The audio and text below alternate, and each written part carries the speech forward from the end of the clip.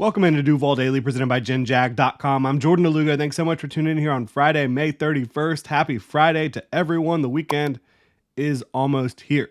So today we are talking about the Jaguars wide receivers. To me, they have a really interesting and diverse group of receivers this year. We're going to talk about them here today, what they bring to the table. Are they talented enough to help Trevor Lawrence have his best season yet as a pro? Are they talented enough to help open up this offense a little bit more than it has been in recent years? Again, we're going to dive into that. Really appreciate y'all tuning in. If you enjoy the content, please like, subscribe, hit that notification bell. You can also check out genjag.com/shop, pick up some new Duval gear, become a channel member here on YouTube. Really appreciate y'all's support. So you have two new veterans in Gabe Davis and Devin Duvernay, who have a lot of experience in this league. You have first-round pick Brian Thomas Jr. coming in and a undrafted free agent, Joshua Cephas, who looks like he has a real chance. If you go back and look at his college tape, what he did at the Shrine Bowl, what he has done so far at Jaguars OTAs, which again, unpadded practices, but this is a guy that looks like he belongs. Christian Kirk, Parker Washington, Elijah Cooks, Tim Jones, these are your players that were kind of here last year and have a chance to, obviously Christian Kirk and Parker Washington, I think, are on this football team. Elijah Cooks and Tim Jones, a chance to compete. Evan Engram should also be included in this conversation. Yes, he is a tight end. He catches a lot of passes. He is a receiver in this offense. So we're going to dive into it here today. Teams most commonly keep 6 receivers. You've seen the Jaguars keep 7 before, as recently as last year. So you could keep 6, you could keep 7. I really doubt it's less than 6 with what they have on this roster. We don't know how they'll play it out this year in terms of the numbers, but we are going to focus here on the top guys and then talk a little bit about the depth at the end. But I think you'd be remiss if you did not start with Christian Kirk here. It's well established how he wins. The connection with Trevor Lawrence and Christian Kirk is, it's tight. Like, they have a fantastic connection on and off the field. And when they are both on the field, over the last year and a half, the Jaguars have been a very, very difficult team to beat because they know how to connect in the most important moments, right? You've seen that time and time again. So Christian Kirk is your starting slot receiver. You see him on two-way goes, incredibly difficult to keep up with if you're a nickel corner. Slot fades, he excels at. He's actually been the most effective slot fade receiver out of the slot, obviously, over the last couple years in Jacksonville. Deep overs, you've seen him win on a lot of those. Crossers, finding the soft spot in zones. He wins on all these types of routes, all these types of situations. He is a great route runner. He uses head fakes, shoulder fakes, his speed, quickness, fluidity. He's smart. He is a tough player. He's a high volume target who will pick up a ton of first downs in this offense and score as well. So I don't think much is going to change about Christian Kirk's role moving forward. Evan Engram, probably going to be your second highest volume receiver in this offense. He can win on screens, shallow crossers. He can actually align outside and win on fades.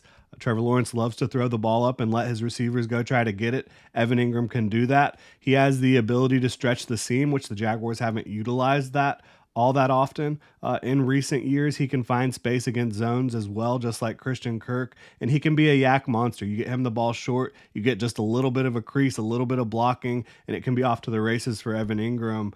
For me, I would guess that Engram and Kirk, being the two most veteran guys in terms of their experience with Trevor Lawrence the last 2 years, I think they will easily break 100 targets. Probably both of them will get close to, if not exceed, 100 catches. You saw Evan Engram do that last year. Christian Kirk was on pace to get close to that as well before his injury.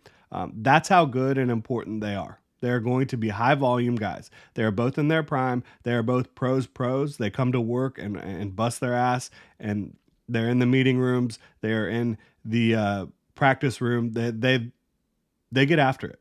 They are guys that are focused on being the best they can be for their football team. And it's a joy to be able to cover them and watch them go out there and work because they're both extremely talented and hardworking. So again, I think those are your two highest volume receivers.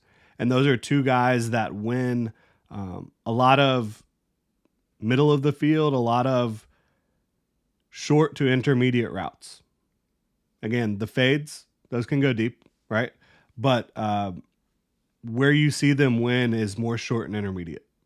And I think the Jaguars are going to want to kind of attack the middle of the field more this year than they have certainly in 2023.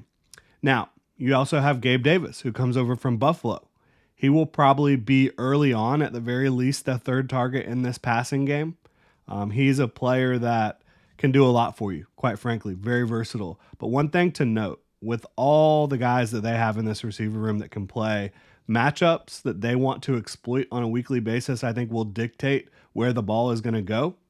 They're going to be an offense where one guy can lead the team in targets one week, a different guy the next week, a different guy the next week. So even though I say that Christian Kirk and Evan Engram are going to be the highest volume targets, I think at the end of the season they will be. That doesn't necessarily mean that week in and week out, those are going to be the guys that get the most targets. But again, talking about Gabe Davis, number one area he wins is on the vertical plane. He can stack defensive backs. He can get behind them with his size, his physicality, his ability to release off the line of scrimmage, his length.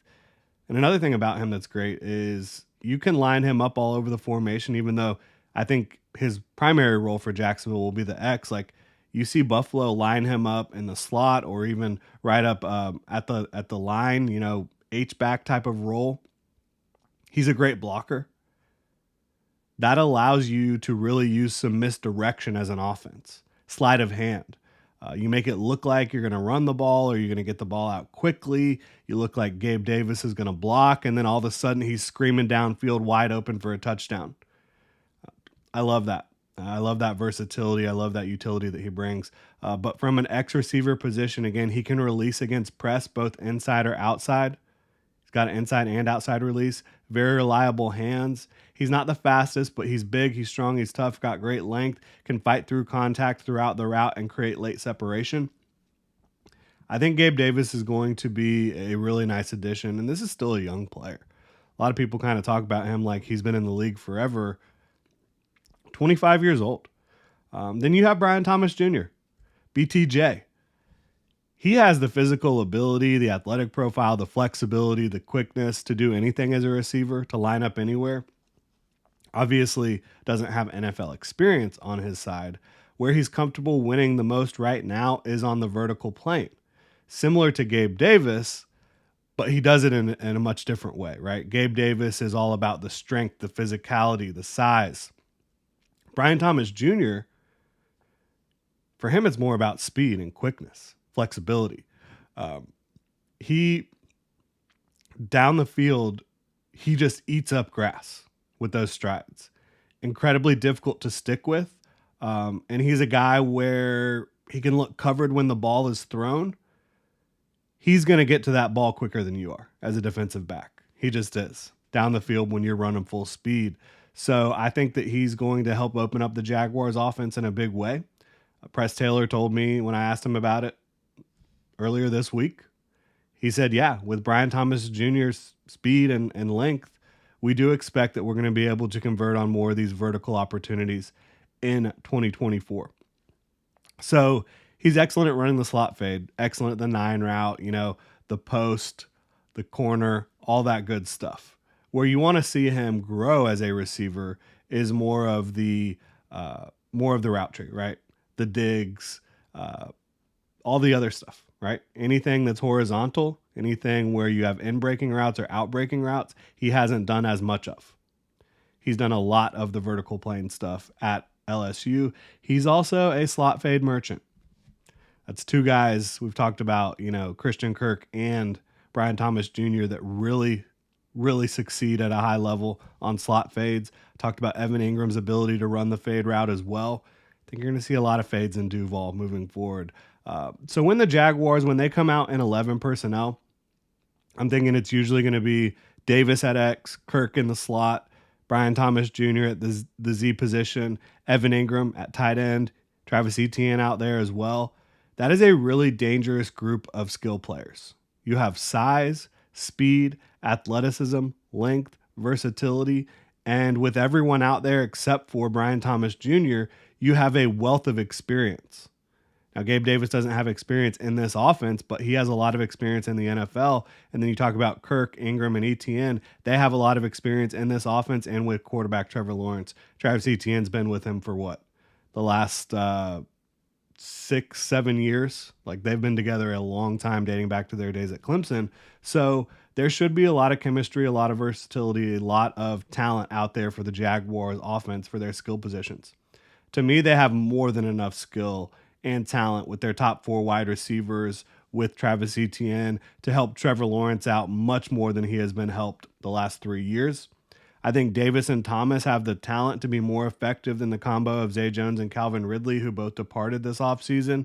For me, Ridley, maybe he'll be better in 2024. In fact, I expect him to be closer to what you saw before the suspension, before he left football for almost 2 years. But in 2023, it was a mixed bag. There was highs, there was lows, there was dropped passes, missed opportunities, running the wrong route, not at the right depth, different things like that. Understandably so. But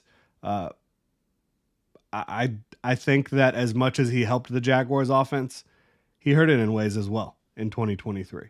So we'll see how it plays out with Calvin Ridley moving forward. But I think Brian Thomas Jr. and Gabe Davis have the chance to be more efficient and effective and help open up this vertical passing attack. And I think this passing attack is going to be much more vertical, as we have said. They have the protection plan in place now with Mitch Morse at center, with healthy offensive tackles, with Ezra Cleveland being here. Brandon Sheriff is a very good pass protector. They have multiple receivers that specialize in getting open deep. The average depth of target for Gabe Davis, for a Brian Thomas Jr., it is extremely far down the field. I'd guess as of right now, when you talk about depth, if anyone goes down, Devin Duvernay would probably be the next man up. He has speed, he has experience outside and in the slot in the NFL. So I think that he would be the next man up, whether it's an injury on the outside or on the inside. But you have Parker Washington, who can win in the slot as well in this league. You have Elijah Cooks, who has the talent to win in this league. Joshua Cephas, he looks like he should make the team. I think the depth will be more prepared to win this season, right? Like, part of the reason that the Jaguars struggled offensively last year, Zay Jones went down with an injury, was never himself after that, even when he tried to come back. So that hurt. He was a huge part of the Jaguars offense. He was their top outside receiver outside of Calvin Ridley, right? So do you have someone now who is better prepared to fulfill that role in, like a Devin Duvernay, a year 2 Parker Washington, a year 2 Elijah Cooks, a Joshua Cephas, who is incredibly productive during his college career and has the size, the release package, the throttle ability, the hands to be more consistent than what you saw on the field last year after Christian Kirk went down, after Zay Jones went down. I think that they do have a better plan in place here. I do. We will see how it plays out with how many players make this team at wide receiver. But I think the Jaguars have the guys throughout the depth chart and at the top of the depth chart to make Trevor Lawrence's life a bit easier in 2024 than it was in 2023, and to convert down the field more often. And the more vertical you can get in the passing game, the less precise you have to be down to down. Because if you can pick up chunk plays, explosives down the field, it just makes your life that much easier. It makes it harder on the defense. Really appreciate y'all tuning in. If you enjoy the content here, please like, subscribe, hit that notification bell. You can also check out genjag.com/shop, pick up some new Duval gear, become a channel member right here on YouTube. Y'all have a good one.